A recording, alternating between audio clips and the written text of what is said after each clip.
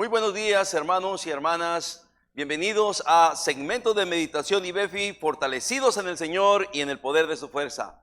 Es una bendición estar aquí con todos ustedes en este día, martes 26 de mayo de este año 2020.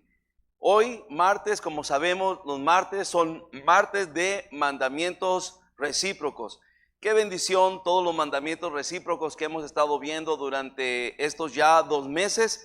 Hoy estamos llegando al segmento número 50, hermanos. Qué bendición, parece que fue ayer que estábamos comenzando, pero hemos llegado al segmento número 50 y es el séptimo mandamiento recíproco que vamos a estar viendo en este día. Le doy gracias a Dios por cada uno de ustedes que están siguiendo a través de las redes, ¿verdad? A través del internet, estos segmentos que muchos me han comentado son de gran ayuda y de bendición. Y ese es el propósito, queridos hermanos, que a través de la palabra de Dios podamos ser fortalecidos, animados, alentados, ¿verdad? Sobre todo en tiempos como los que estamos viviendo. Hoy, este día martes de mandamientos recíprocos, vamos a ver este mandamiento que está en el libro de Primera de Tesalonicenses, capítulo 4, versículo 18, donde nos dice la palabra de Dios, Primera de Tesalonicenses 4, 18, por tanto, alentaos los unos a los otros con estas palabras. Alentaos los unos a los otros con estas palabras. Este mandamiento recíproco, queridos hermanos y amigos, sin duda es muy necesario, sobre todo en tiempos como este que estamos viviendo, que nos ha tocado vivir, tiempos de pandemia, tiempos de confinamiento, tiempos por momentos de tristeza, de dolor, de angustia, de separación y también de muerte. Ha sido difícil. Mexicali, Tijuana, son 2 de las ciudades, de las 4 ciudades de México, está Mexicali y Tijuana con mayores problemas de COVID-19. Bueno, esto ha traído trágicas y tristes consecuencias. Sin embargo, la palabra de Dios nos dice que nos debemos de alentar los unos a los otros con estas palabras, ¿verdad? ¿Por qué? Porque todos pasamos por tiempos de tristeza o circunstancias difíciles que nos desalientan y nos entristecen, ¿verdad? Enfermedad puede ser que te has quedado sin trabajo en este tiempo, puede ser que has pasado por un accidente, puede ser que sabes, conoces de la muerte o de la partida de un ser querido. Muchos hemos pasado alguna de estas circunstancias o estamos pasando por alguna de estas situaciones. Oh, queridos hermanos, la palabra de Dios nos dice que es un buen tiempo entonces para alentarnos los unos a los otros con estas palabras. Es precisamente esto último del cual nos habla el contexto de este mandamiento recíproco. Porque dice, alentaos los unos a los otros con estas palabras. ¿Cuáles palabras? Bueno, lo que nos dice el contexto de este versículo, ¿verdad? De este mandamiento recíproco de Primera de Tesalonicenses 4, 18. Todo empieza en el versículo 13, cuando dice la palabra de Dios, tampoco queremos, hermanos, que ignoréis acerca de los que duermen, para que no os entristezcáis como los otros que no tienen esperanza. El apóstol Pablo se había dado cuenta que algunos hermanos en Cristo estaban muriendo, estaban partiendo de esta vida. Y los hermanos, ¿verdad? En la fe, ellos estaban tristes, ¿verdad? Ellos estaban desalentados por la partida de esos hermanos, de esos seres queridos tan apreciados. Entonces el apóstol Pablo, dándose cuenta de eso, él les dijo, no, espérense, nosotros no tenemos por qué entristecernos como la gente que no tiene esperanza. Y cabe mencionar, hay mucha gente que parte de esta vida sin esperanza y mucha gente que está viva que no tiene esperanza y que no quiere tener esperanza. Yo espero, querido hermano, hermana, ¿verdad? Que usted sea un creyente con esperanza.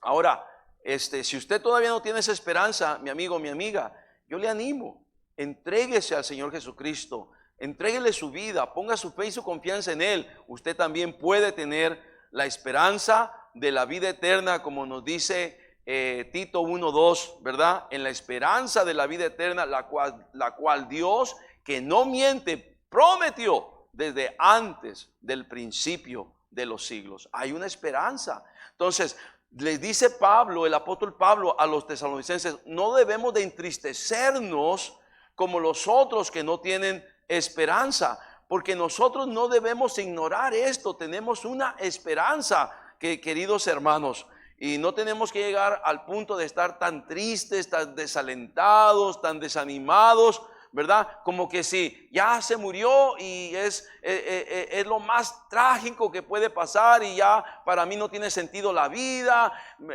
estoy totalmente triste, totalmente desalentado. No, hermanos, no es así, ¿verdad? Los creyentes tenemos esperanza. Y es lo que le dice el apóstol Pablo aquí, ¿verdad? Que no queremos que ignoréis, hermanos, acerca de los que duermen, de los hermanos que parten de esta vida, para que no nos entristezcamos como los otros que no tienen esperanza. ¿Qué pasa con los que duermen en Cristo, con los que mueren en Cristo? ¿Qué pasa? Su alma está con Cristo, sus cuerpos son sepultados, ¿verdad? Este día, en un tiempo más, va a ser sepultado nuestro hermano Daniel Garli. Cuando terminemos este segmento de meditación, en unos minutos después, 15, 20 minutos, se va a comenzar su servicio memorial, ¿verdad? En Tennessee, ¿verdad? Y sentimos la partida de nuestro hermano Daniel, sin duda. Nos deja un hueco, nos deja un vacío, ¿verdad? En realidad hemos sentido mucho su partida, pero queridos hermanos, no debemos entristecernos, porque los que parten en Cristo, queridos hermanos, sí, su cuerpo será sepultado aquí, pero su alma, desde el último momento en que dan su último respiro, en ese momento ya están en la presencia del Señor, ausentes del cuerpo, presentes con el Señor. Ahora, nos dice, porque si creemos que Jesús murió y resucitó, así también traerá Dios con Jesús a los que durmieron en Él. Traerá Dios con Jesús a los que durmieron en Él. ¿Dónde están? Entonces los que durmieron en Él están con Jesús. Y cuando Cristo venga por su iglesia, vendrán los que durmieron en Él y regresarán al lugar donde ellos fueron sepultados para ser resucitados. Por eso nos dice el versículo número 15, por lo cual decimos esto en palabra del Señor, que nosotros que vivimos, que habremos quedado hasta la venida del Señor, no precederemos a los que durmieron, ¿verdad? Dios tiene un plan con los que mueren en Cristo, que su alma está en la presencia, en su presencia. Cuando Cristo venga por su iglesia, vendrán con Él, ¿verdad? Cristo se quedará en las nubes y las almas bajarán a donde fueron sepultados para ser levantados, transformados, resucitados y glorificados con un cuerpo glorificado semejante al cuerpo de Cristo en su resurrección. El versículo número 16 dice, porque el Señor mismo, con voz de mando, con voz de arcángel y con trompeta de Dios, descenderá del cielo y los muertos en Cristo resucitarán primero. Bueno, esa es la esperanza que tenemos, queridos hermanos. Si morimos, vamos nuestra alma a la presencia del Señor. Cuando Cristo venga por su iglesia, vendremos con Cristo. Cristo se quedará en el aire para levantar a su iglesia, pero los muertos en Cristo descenderán a donde fueron sepultados sus cuerpos. De ahí se levantará, se resucitará un cuerpo resucitado, nuevo, glorificado, ¿verdad? Y los muertos en Cristo resucitarán primero. Y nos dice el versículo 17, luego nosotros, ¿verdad? Los que vivimos, los que hayamos quedado, seremos arrebatados juntamente con ellos en las nubes para recibir al Señor en el aire, y así estaremos siempre con el Señor. El Señor viene por los suyos. Recuerde lo que dice allá en Juan 14 del 1 al 3, donde Cristo dice: vendré otra vez para que donde yo esté, vosotros también estéis. Él nos hizo esa promesa. Entonces, queridos hermanos, Él viene por los suyos. ¿Es usted el Señor?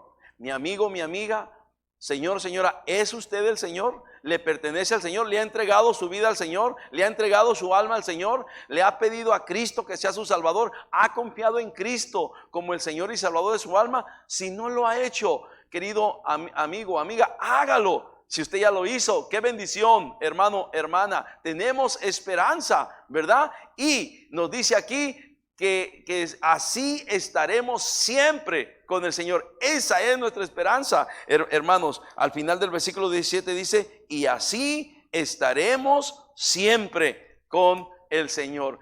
Qué maravilloso es saber que Él viene por nosotros. Tal vez pasemos por el paso de la muerte, como nuestro hermano Daniel Garley, o tal vez seamos de los que seremos parte del arrebatamiento de la iglesia. Cristo viene por nosotros. Y en medio de todas estas circunstancias que estamos viviendo, queridos hermanos y hermanas, amigos, ¿verdad? Acuérdese de esto. La Biblia nos dice que podemos alentarnos.